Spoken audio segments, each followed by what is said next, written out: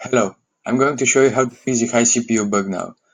So recently we had a bug that was causing high CPU usages, but we managed to track it down and fix it.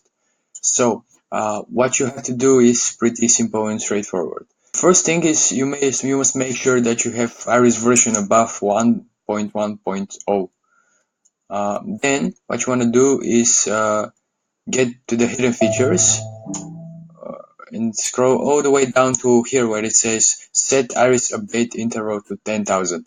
Actually, you don't need to get to the hidden features, you just need to remember this. Then what you want to do is open up iris. Oops, I'm sorry. Open up iris, use the advanced settings and scroll all the way down to where it says hidden features.